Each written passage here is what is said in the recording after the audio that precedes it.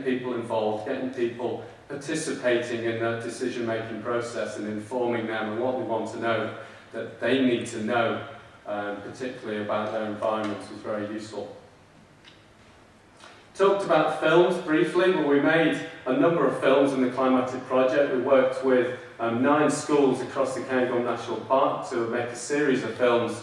Each school, each primary school, identified a subject that they wanted to cover, and almost in effect became a little school of journalists going out and finding out about the impacts on the Cairngorm National Park. So one school went off and looked at tourism, one school went off and looked at the countryside, one looked at water management and water resources, one at transport, etc. There's copies of the film outside on the table, you're free to take them away. But this was obviously a very useful exercise for the school children, very useful exercise for the teachers, and even got the parents and some of the local businesses involved. But one of the real uses that we found for this was then to take that as a product, as a communication tool, then off to use to get discussions going with other sectors, with other stakeholders. Okay, so this was images from the different schools around the park.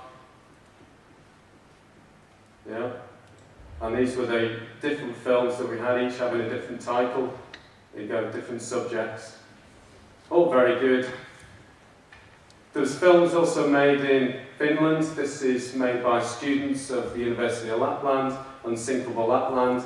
Again, interviewing local people, local businesses, trying to get an understanding of the impacts of climate change within Lapland, and particularly this kind of skiing areas around and the tourism sector in northern Finland.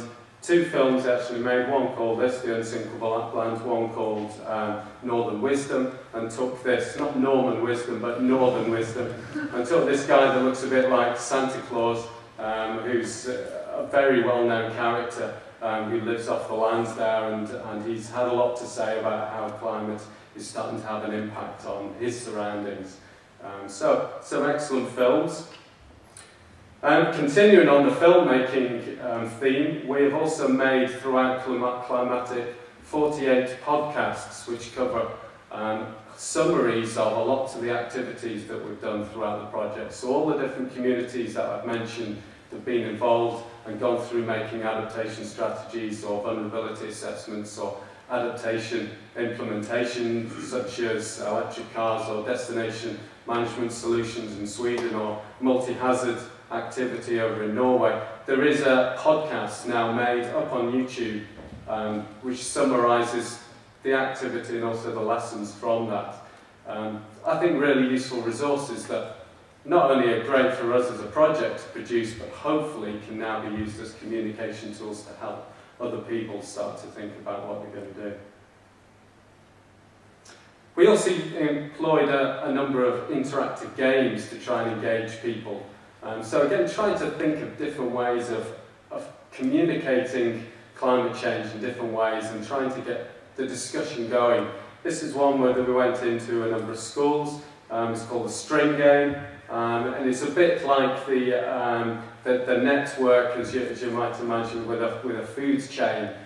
We used that model where we started to see how the interactions between climate change and all the different activities in the environment all linked together, so you can see that it might be a rainy or wetter winter, that might have an impact on a particular aspect of farming, which will have an impact on something else, which will have an impact on something else. And it very quickly started to demonstrate that nothing is in isolation, and soon you have this web of string across where everything is actually interconnected within our environment, and climate is such a big part of that. And a very interesting way of doing it that demonstrates to the children very quickly. Another game that I employed with the Highland Environment Network was with adults, a group of, I had run it with 3 different groups of the network on the day up in Inverness, and it was a board game where we had this board on the table, and then we had a number of cards which were placed over the text on the boards.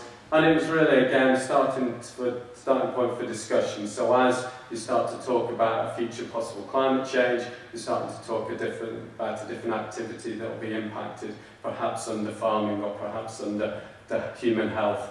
And once you got that flow of conversation going, it was actually a very useful way of getting people just to start thinking about these kind of activities that will impact on them. A number of interactive exhibitions were also made under Clim-ATIC. We had this one over in Greenland. This one was it's in the museum in Elusiat, and you place your hand on a certain part of this interactive table, and a voice starts coming out and will start telling you a story about their experiences of climate change happening already to them. And this woman in the bottom is one of the ones that has this 3 or 4 minute little story that she tells. Yeah, very useful. It's put in for both local people, so it's in Greenlandic as well as English and Danish, so tourists as well are encouraged to come and use it and find out what the impacts there already are in Greenland. This was a point where I wanted to remind myself to mention to you that I've also been involved in a number of communication activities, Climate Challenge Fund projects, and one in particular was with Stop Climate Chaos, a guy called Mike Robinson, who's been involved in a project to gather 26 authors from across the UK together to all write short stories about future climate change scenarios.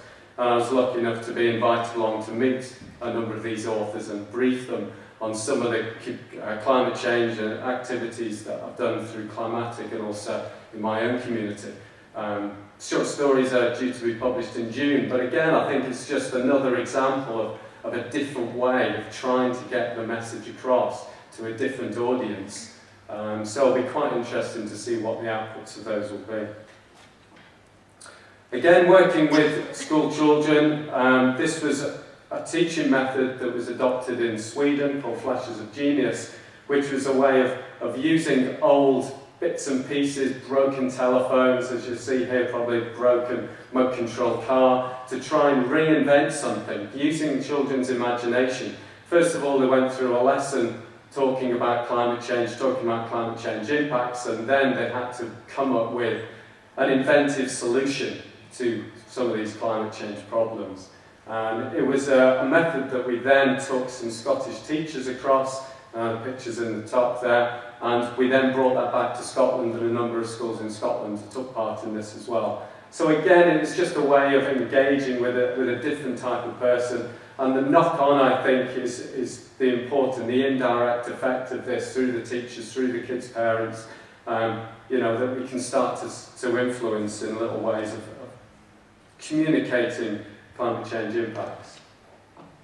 And bringing art into communicating climate change, I think, is another way. This was an art student in, again, Lapland, who used, as you can see there, imagery and kind of interactive table, whereas these lights are flying around something called a climate table, and it starts to give you different data sets.